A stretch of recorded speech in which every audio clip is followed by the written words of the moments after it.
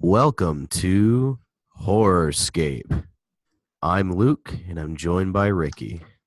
Yeah, thank you all for joining us once again. Today we're going to be looking at a pretty awesome movie that we wanted to try. It's called Motel Hell. There's a friendly motel We'd like a room for the night. Come on inside, I'll fix you up. featuring a heated pool and competitive sports. Where Ida and Farmer Vincent tend a garden. Their famous secret garden for very special guests. Drop in. You just might die laughing. Motel Hell, rated R. Vincent and his sister Ida run a rural hotel, but they earn most of their cash selling their famous sausages. Eventually, the duo's younger brother, Bruce, discovers the grotesque details of their success. Vincent and Ida are plumping up their hotel patrons for use as their secret ingredients. I'll just say right off the bat, I really love this movie, and I only saw this for the first time like a year ago, and I can't believe like I'd never heard of it before. It's so good, Mm-hmm. and yes, it is. Yeah, it's a black comedy in the truest of forms, but also like I don't know. There's just like so many like bits you can see that inspired future. I mean, it's about cannibals in the South, and they make barbecue. That sounds very similar to Texas Chainsaw Massacre series in a lot of ways, and yeah, but not like the first Texas Chainsaw Massacre per se. More like Mm-hmm. the sequels and stuff that are definitely more of black comedies than the original one. So, Mm-hmm. and also Toby Hooper was originally going to direct this movie, but like bounced out at the last minute. But you can see the effects it had on Right. him, probably. Well, the director that ended up actually doing it, Kevin Connor, the script was initially set to be kind of like a brutal cannibal movie. It wasn't Yeah, supposed to be a black comedy whatsoever, but he only came on board because he wanted to change it up and kind of make it more popcorn esque. Yeah, I'm going to agree with you on this. I absolutely love this movie. It is a black comedy, but just the overall feel of there's just moments in it where it just gets kind of like mean spirited at yeah, parts. It because if you really think about it, I mean, you have these people who are making meat out of humans and selling it. It just has some. that's pretty dark alone there. So so honestly, the miraculous thing that they did in this movie was to make it actually pretty charming Mhm. for what's going Yeah, on. I mean, it's not like Sweeney Todd levels of whatever, but like it's yeah, like you like these characters. Honestly, they're very likable and they're very well acted too. yeah, But because you have Vincent and his sister Ida, who are the two that's running this hotel. And like the synopsis states, they have these guests check in. Typically, they're going to kill these guests in some way or another. Also, they go out and hunt down victims. Vincent does, but their character is just you really start to like these guys, especially Vincent. yeah, he seems like without knowing the rest of his stuff, like kind of just a real sweet, down to earth, like homegrown farmer kind of guy, Mhm. and he just enjoys his work. Like I remember when one of the early scenes where he sells like this whole like basically snack pack of different types of meats and like stuff, like a gift pack or whatever to this guy. This is like a $2.95. It's like, Yeah. damn, that's a deal. Well, he's getting his product for free, basically. So Yeah, he's just yeah. putting a little work into it. There's a But little bit of pork in there, though. mhm. Mm. And the hotel they run, and this is kind of simple, but I really just love that they did this. Is it's actually called Motel Hello, and at the beginning you see that the light flashes in and out, Yeah, it's kind making of it short out. yeah, making it kind of Motel Hell, which is the title of the movie. But I don't know. I just love that little the scene, the first where he's on the porch and you can just kind of see the hotel sign, and that O Yeah, is just blinking. I think it was great because it's kind of set at night, and there's the sign is red. yeah. It's just this like lone kind of country guy and goes and gets a shotgun and just like is already an ominous feeling. But then as soon as the guy starts talking and, you're like, okay, this guy doesn't seem that bad. But yeah, because like you don't initially even know that what's up right there because, well, you find out later that he did in fact shoot out some tires on a car. So you don't find out about his little touristy trap things of getting drivers off the road with all these, at some points, almost Wile E. Coyote type shenanigans of wrecking cars. Yeah, my favorite is the wooden cows. Yeah, the two girls that pull up to that, I found out they were like Playboy models or something for the time. yeah, and so they pull up to these wooden cows that's blocking the road, and he even mentions that later that he kind of enjoys the hunt of these because it brings out the best in him or something. Or the traps make him have to be creative. Yeah, it's like he's an artist. We'll talk about Terry too, which is the girl who ends up kind of being the protagonist. Yeah, the protagonist. Kind of, I was gonna say something maybe like friends, but that's even something that we'll touch on a little later. But so he sets up the trap, the main gal in the movie here, Terry, and her boyfriend, Boris. Bo, Boris, and poor Bo. And it's implied later on that he somehow had set a trap for them or something, but it doesn't. In this scene, we don't see that. It's just kind of like they actually do wreck, and he just happens to be there.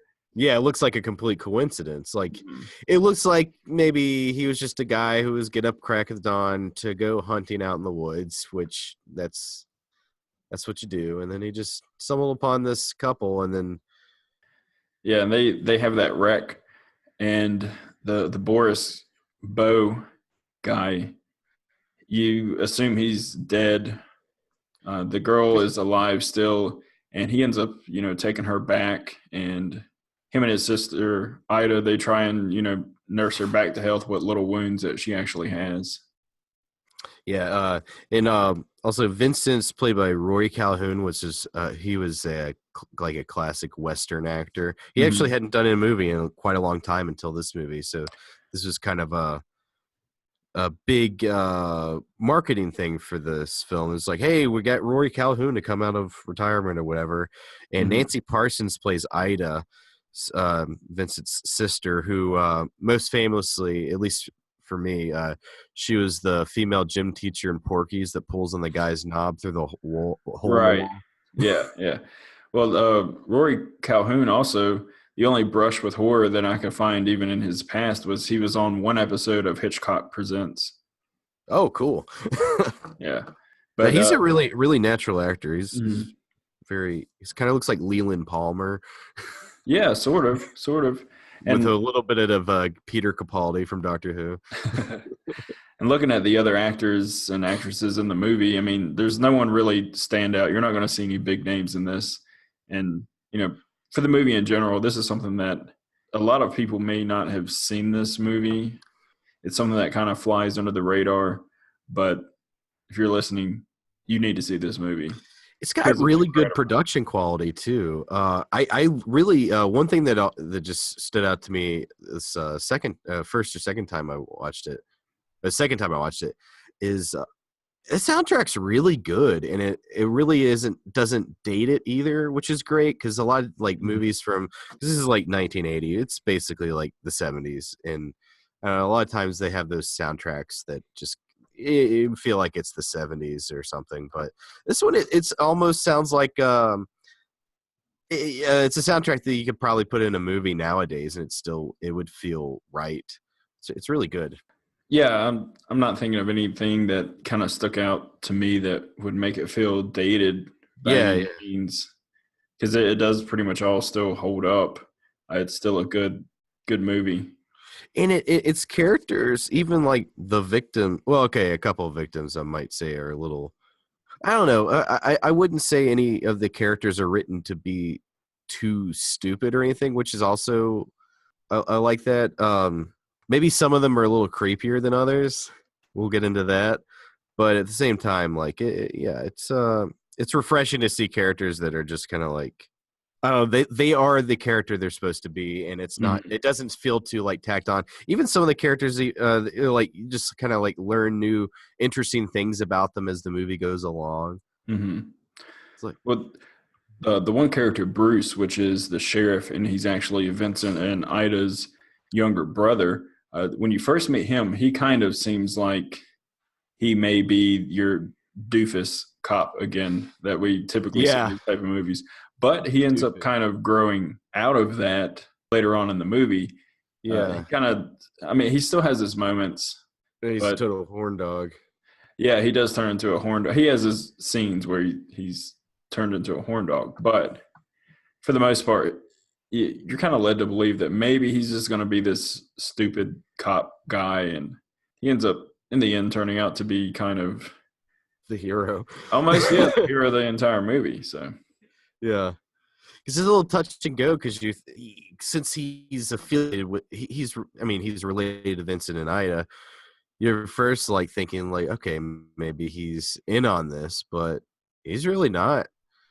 These two are just, he makes some like half like mention at the end, very, very last scene of the movie. Where it's like, oh man, no, good thing I ran away from home when I was 11. Mm-hmm. I was like, what? I'm just finding this out now. Yeah. But he also mentions too that they're talking about a story from their childhood during this picnic. Later, it's Vincent, Ida, Terry, and Bruce, and they mentioned how the family dog was annoying the grandmother. So Vincent basically smoked the dog and served it for dinner, and how they all ate it and didn't really think much of it. So yeah, he's got his problems too, but at the end of the day, he's not a murderer. So that's cool. Yeah. So really, their first victim that we see is sort of Bo again. That was Terry's boyfriend.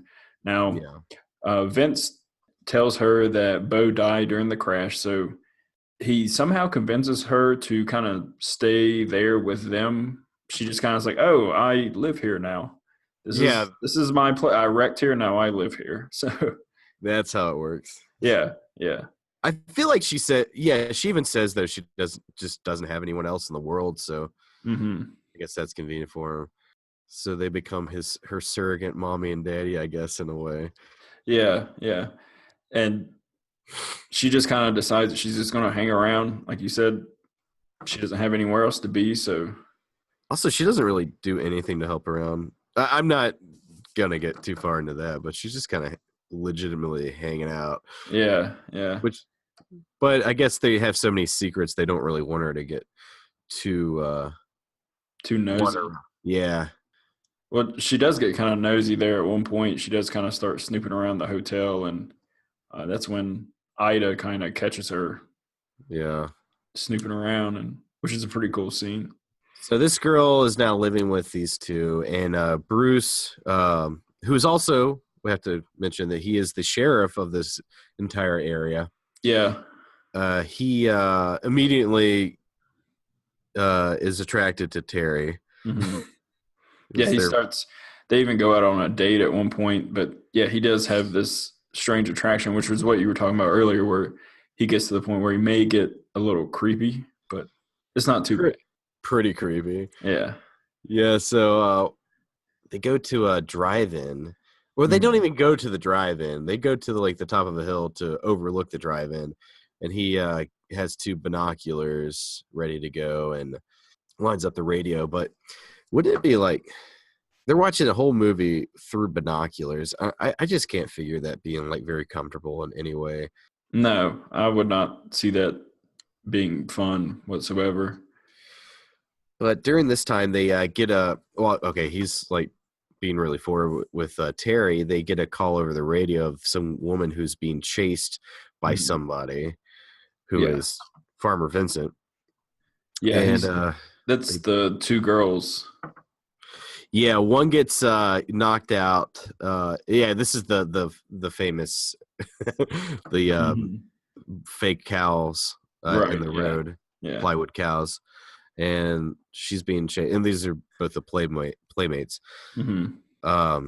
And they just narrowly miss seeing Vincent during this encounter, and the other girl. She just like kind of passes out while driving away from this guy, and then that's when he gets her. Mm-hmm. So we have to get into what Ida and Vincent are exactly doing to these people they capture. It's not as simple as in Texas Chainsaw Massacre. Right. They kill them and butcher them. Yeah. No, there's a little more finesse and work to this. Mm-hmm. They So yeah, what they do is so they get these victims of theirs, and like you were about to say, what they do is they plant them into the ground and then take a knife and cut out their vocal cords so they can't scream. and they're just making these horrible, horrible gurgling and gaggling. Yeah. Exactly. And this is kind of going back to what I was saying earlier about just some of the mean-spirited moments of the movie. I mean, you got to think they are kidnapping these people. They're not murdering them. They're kidnapping them. And they're burying them up to the neck in dirt. And then they're giving them some type of shot, like a syringe shot of some type of maybe painkiller or something. And then they're just using just like a knife and cutting out their vocal cords. And then keeping them alive by attaching these funnels to their mouths and like pouring, I guess, feed, like, mush, pouring this mush down their throats to keep them alive. And that's pretty fucked up when you really get to thinking about it. Yeah, and they have to leave them there for I don't know how long till they are like marinated the right way. Like Vincent can just like look at one and just be like, they're almost ready. They need a little more time. Mm-hmm. But when they are ready, that's when it gets very interesting. Yeah, that's a super strange part of this movie is when he's ready to actually. I love it. when he's ready to dig them out of the ground. But throughout the movie, we do see there are several people taken and treated this way. We have Boris, which is Terry's boyfriend that was on the motorcycle with her. We have the health inspector. That ends up getting caught. He shows up for a minute and kind of looks around. It's like, oh, okay. And then he gets caught and put in the ground. And we also have a band. Ivan and the Terribles. Ivan and the Terribles are driving along, and they get snared in Vincent's trap. They also get buried as well.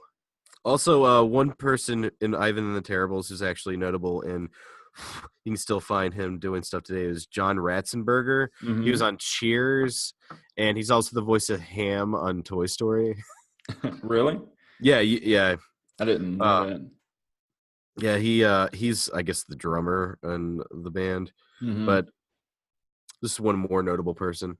So Ivan and the Terribles, it's 3 dudes, 1 chick. Yeah, and they're lucky enough to be, even though they're like captured like a little later than like the health inspector and Boris, they're the ones that are ready first. Yeah, I was thinking about that. Like, why are they the ones that are ready to go first here? They were eating extra slop or something. Maybe so they marinated quicker. Mm-hmm. And we have no idea what Vincent considers his. He calls them his animals, and the place where he buries them, he calls them his garden. So he'll talk about that being a secret garden the whole time. Secret garden. Yeah, and essentially to make his meats, what you see that he's doing is he's putting these people in the ground, pulling them up when he decides that they're ready, and he grinds them up and he mixes them with pork. Now he also does keep pigs, so spices, secret spices. This is true.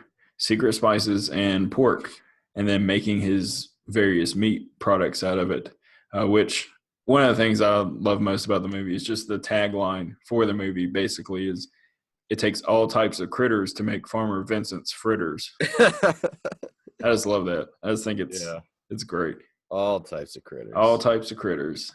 So you wanted to talk about how when they dig them up out of the ground, kind of that scene, what's going on. So they're going to back up a tractor here to their secret garden where they have all these people buried, and they keep these potato sacks basically over their heads the whole time.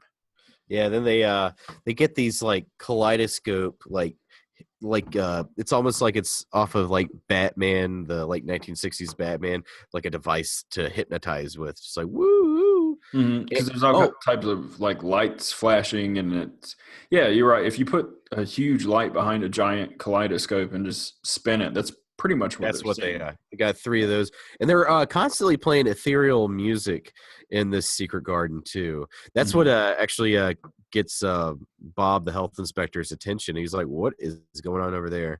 That sounds nuts.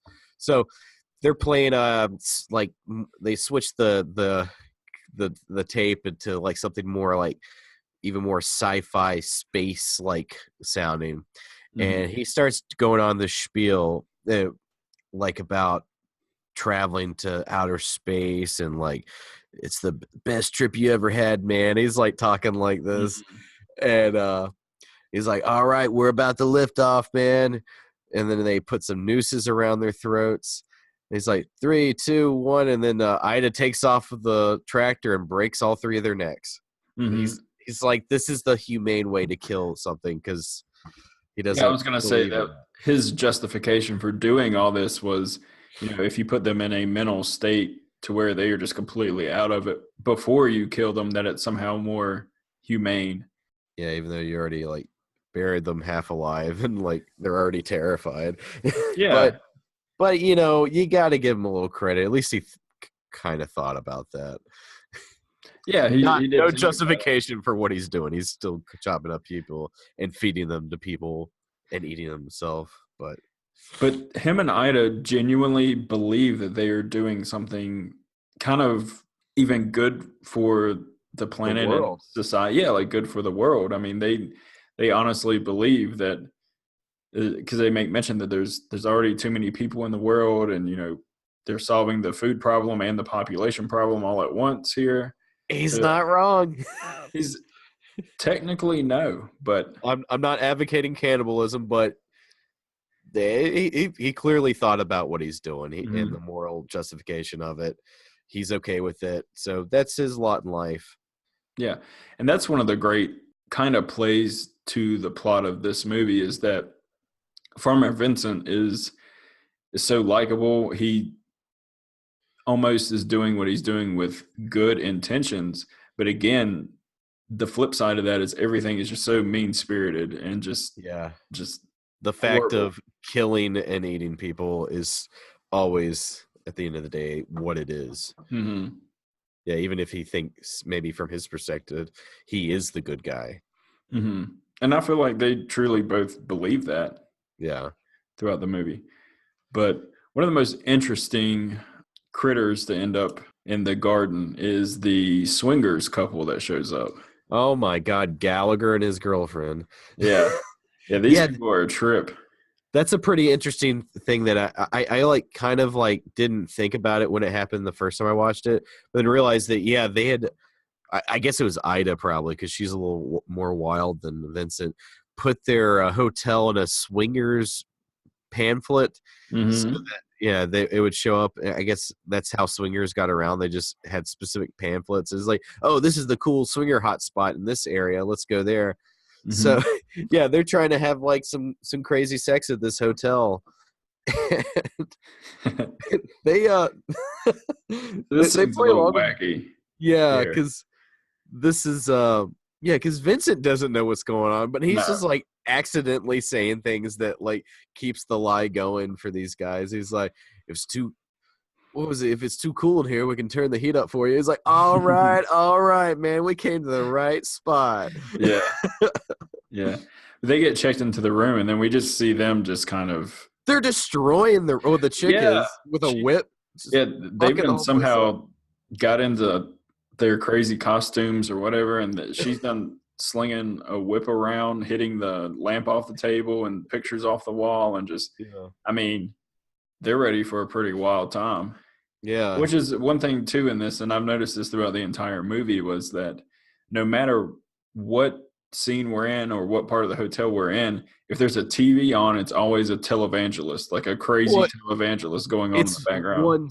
one specific televangelist I Mhm. forgot to mention. It's Wolfman Jack, the Yeah. legend himself. Yep.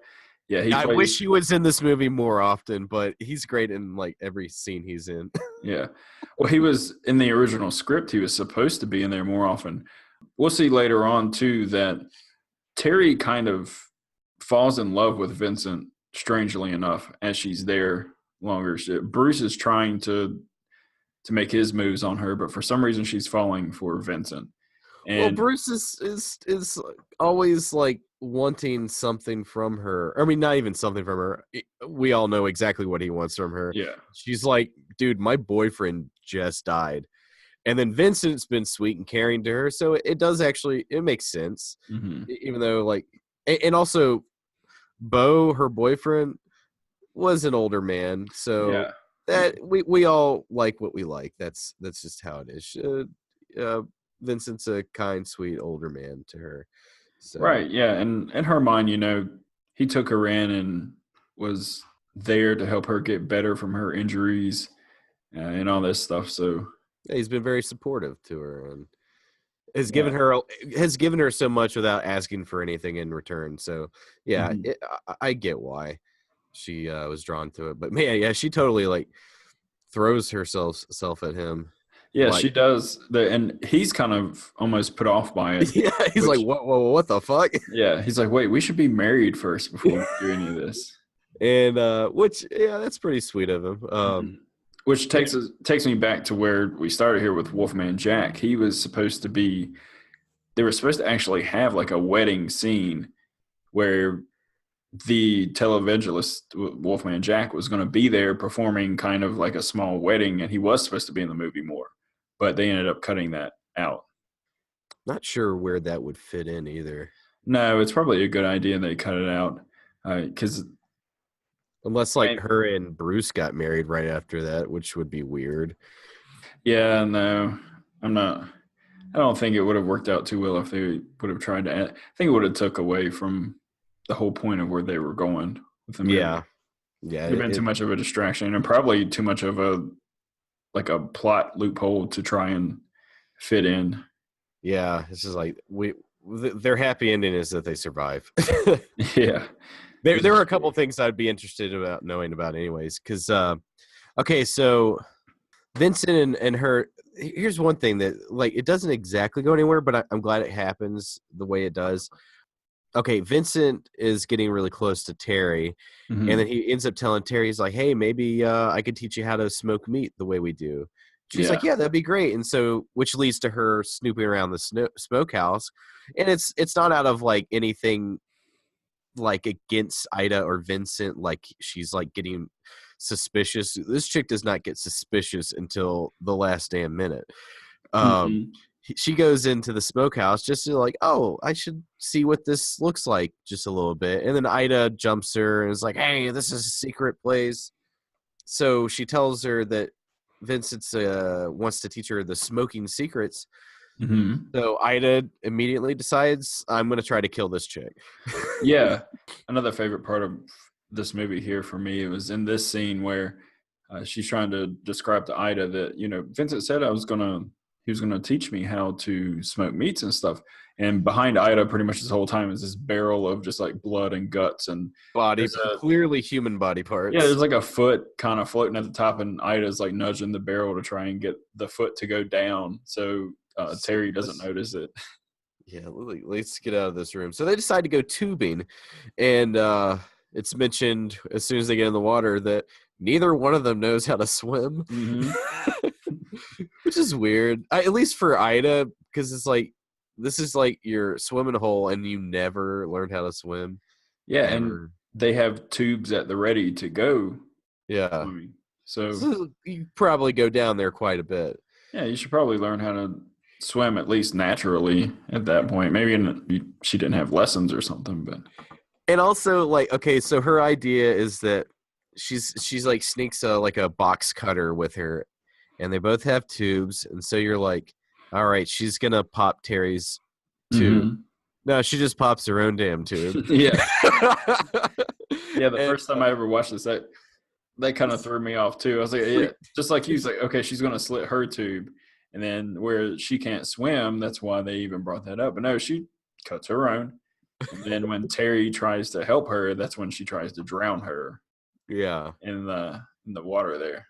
And she does kind of play it off like maybe she was just legitimately freaking out, and that's why she was drowning her. Which, of course, later on, Terry believes. I mean, she's like, I forgive you. You're fine. yeah, everything's good. I believe you. I guess that's what you do when you're like going to try to kill somebody, but you're not 100% confident it's going to work. So might as well try to have a loophole out of it in case, it doesn't work out the way you want it. I didn't legitimately try to kill you. I just freaked out. I'm sorry. Yeah, I panicked and I kept holding you underwater. I was just trying to stay afloat. Yeah, and it never really exactly, I don't know, comes back to Terry. I don't think Terry ever suspects that legitimately was a threat on her life. Well, maybe when she thinks about it longer. But yeah, so leads to Vincent saving her, and that's when she confesses her love for Vincent, and they decide to get married. But here's the part I really like, because I don't know, the relationship between Vincent and Ida is just so funny, just how they kind of read off each other so well. Like okay, so after that they have decided to get married, and then Ida comes in with like some champagne to celebrate, and just like while Vincent and Terry are like making out right in front of Ida puts a little bit of knockout stuff in Terry's drink. So initially I'm thinking like, okay, she's doing that, she's still trying to do this without Vincent's approval, but Terry drinks it, knocks out, and then Vincent looks at her and is like, cool, she's knocked out, let's get to work. I was like, okay, yeah, they're just still on the same page with each other. Yeah, that's great. That gave them both a way to get away from her to they had go take care of the gardening. They got stuff. Yeah, nothing exactly malicious about it. They just weren't ready to let her in on that yet. Because at this point it does feel like there's an understanding that like, yeah, Terry's gonna be part of this, so we're not gonna kill her. Yeah, Ida. This all starts to unfold here for Vincent and Ida. Is Bruce is out and he discovers the original motorcycle that Terry and Bo had wrecked on. He finds it kind of with a stash of other vehicles. I thought you were going to say Bruce discovers a Hustler magazine. No. And it's confiscated by Wolfman Jack. Yeah, though that does happen, but he's like, give me that Hustler magazine so I can properly destroy it. Yeah. And then he thanks God and he puts it in his bag. But okay, also one little thing. Right after that scene of Wolfman Jack taking the Hustler, it comes to a shot of Ida sitting on a couch, also reading the same Hustler magazine. Yeah. Which I have no idea how she got that, but he's like, you're crazy. What's wrong with you? You're sitting here reading a Hustler. Yeah, initially it's just because he's jealous because Vincent and Terry are going to get married. So he immediately is like, yeah, that can't be right. But then discovers that Terry is in love with Vincent and is planning to get married. So that's leads him to like wanting to investigate this. And then he actually finds legitimately scary shit that is happening involving Vincent. So that's when he kind of has a change where I don't feel like it's so much of him being jealous as much as him being like, I have to be a cop right now because this is really intense. But yeah, he does find that motorcycle eventually. Like I was saying earlier in the episode, we were talking about how we're not sure quite how Vincent may have got this motorcycle off the road or if he even done anything. But here we're led to believe that when Bruce finds the motorcycle, he starts looking at the tire and he believes something happened to the tire, either like it's been torn up by a trap or something like that. So earlier we see the wreck, but we don't see Vincent cause the wreck. But we're shown later on that something did actually happen to the motorcycle, that it just wasn't like a standard wreck that just happened. Yeah, mischievous things. Because I think it was like, I feel like he said something along the lines of he found shotgun pellets in the tire, which draws me back to I don't remember hearing a shotgun or seeing him fire a shotgun, but it might have just been intentionally misleading for the flow of the plot. Yeah, enough reason. And he finds like sunken cars in a lake and blood, and so he's like, yeah, there's they're killing people, and I don't think he knows it for the full extent, but he's like, they're going to kill you too, probably. So Which he wants to. honestly, they probably wouldn't have. No, I don't Bruce believe got they would have. involved until Bruce got involved and told her everything. Well, Bruce makes this discovery, and he wants to go back and try and be the hero and save Terry from his evil siblings here. Yeah. So he goes back and he's talking to Terry, trying to convince her they're going to kill you. They're going to kill you. She doesn't believe him, of course. Ida, at this point, kind of catches him and knocks him out. Then come to Terry and Vincent. Basically Vincent being like, well, looks like you're not keen on what we're doing, so I'm going to have to kill you, baby. She gets taken back to kind of the slaughter room here after that, where Bruce gets knocked out. She gets taken back there, and that's where she starts to realize exactly what's happening too. She starts seeing the torsos on the meat hooks and this kind of stuff, and she starts realizing that, oh my God, these people are fucking cannibals. Yeah, they're cannibals. they're eating people. But during this time, Boris, who is still alive, Terry's Bo, starts to dig his way out of his pit, his hole, and he leads a revolution of these other planted people who basically are like zombies at this point. I was going to say, it feels like a zombie attack. Yeah, I keep wanting to call them zombies, but they're very much alive. Yeah, they're totally normal people, probably with psychological damage, and they cannot speak. Yeah, but you're right. It does kind of look like a zombie attack because he does dig himself out and then assists the other buried people in getting themselves out of the hole that they've been put in. So they start kind of, making their way back towards the motel to kind of get revenge. But not Bo. Bo goes straight to the slaughterhouse and actually fights Vincent until being thrown into a giant furnace and burned alive. And here's what I thought this time when I watched it. I realized that no one will ever know that Bo didn't immediately die. Yeah. That he showed up. He tried so hard to save Terry. Terry won't even know because she was unconscious at the time. Mm-hmm. And he just gets burnt in the thing, and he's just another pile of bones in there for the morticians to go through. Yeah, he does his due diligence and comes back and tries to save his girlfriend. But it's everybody will know the sacrifice that he's made there. But it's gonna look like he just got cooked immediately. Uh-huh. So God love you, Bo. You tried your best, and you saved everybody. Honestly, the horde of people that show up to get this revenge, like you said, Bo goes off to find Terry, but the rest of them run into Ida on the porch, and that's when they kind of decide that they're gonna take Ida out at this point. They attack, they like knock her out and like beat the crap out of her. But at the very end of the movie, they hear somebody scream, like a woman scream, and they run to the secret garden. And it turns out they had buried her upside down. Her legs are just like kicking in the air. Mm-hmm. So basically, she died a pretty awful death.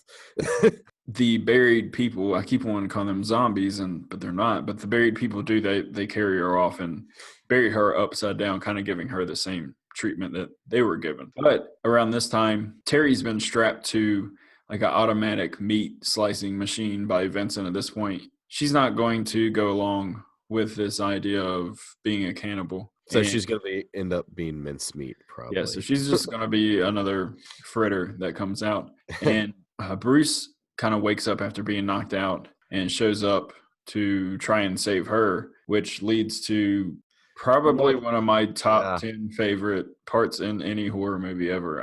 It's just amazing. It's so good. Yeah. A battle ensues here. It's Bruce versus his brother Vincent. Yeah, Vincent emerges from the back room with a chainsaw and a pig's head on his face. Yeah, it's like a pretty terrifying thing to see if you're like out in the woods and that shows up. Fucking run. Yeah. I mean, it's not like the skin of a pig over his face. It's not, I mean, it's a legitimate full head of a pig that he has stuck his head in. And it's got blood coming down it. And he's got this chainsaw. And it's such an iconic scene of him with the pig's head on and the blood coming down, the chainsaw. He's in his overalls there. Yeah, he has clearly lost his goddamn mind at this point. Yeah, he's lost it. So Bruce gets a chainsaw too. And there's this decent chainsaw battle going on between them two. But again, one of my favorite things is during the entire battle where Bruce and them are fighting, but Vincent is laughing like as a maniac. yeah, like a maniac. But it's perfect. Everything about that is perfect. I loved just how Vincent's character turned out there. Almost like a true psycho at that point. Yeah, up until now, he's been so calm and collective, and then right here, he just puts that pig's mask on and goes nuts. Yeah, he just loses it. And his own brother. Yeah, and it's so good. I can't think of a way to really describe it, but if you haven't seen it, you really need to see it for yourself because it's great. Now, there's going to be some people that may not like the entire movie up to this point or something, but this final battle scene is pretty incredible. It's worth it all. Mm-hmm. Yeah, he cuts up Bruce pretty good. He cuts up Vincent pretty good, and then he finally he gets him eventually. It's not like some really, and honestly, another thing about this movie is it's not even like incredibly gory. No, not at all. I mean, there's not even many deaths in the movie to start with. Yeah, like the triple kill thing is just like a broken neck or broken necks, which sucks to break your neck, but that's the least visible violence you can see. But right here, Vincent gets it pretty good though. He gets sawed.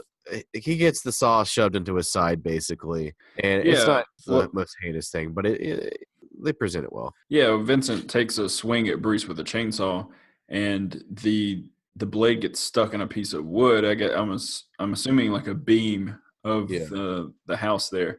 And then his momentum actually, Vincent falls into his own chainsaw on the side, on his side, on his rib, and it kind of cuts him up pretty good, which turns out to be, the final blow in the battle. Oh yeah. Meanwhile, the whole time Terry is about to get cut in half by a table saw.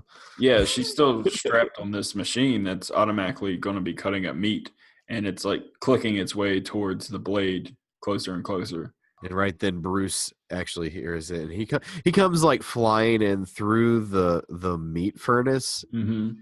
He's like on a meat hook, just kind of like Indiana Jones style. Yeah, saves her, and then they hear Vincent's last words. He's like, "My whole life's been a lie. I used preservatives."